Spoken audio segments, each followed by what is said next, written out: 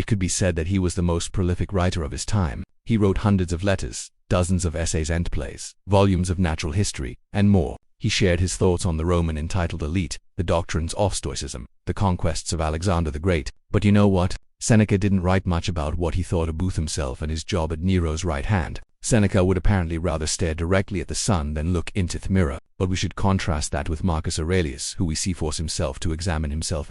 What am I doing with my soul? He asks in Book 5. And then he says that you need to interrogate yourself to find out what inhabits your so-called mind and what kind of soul do you have. A child's soul, an adolescence, a tyrant soul, the Sulof, a predator, or its prey. What he was doing in this journal is self-awareness. Journaling is how we understand who, where, and who we've been. It's how we discover who we hope to become, why we make the choices we make. It's how we stop being strangers to ourselves and get to what's underneath, to make sense of the complications and multitudes.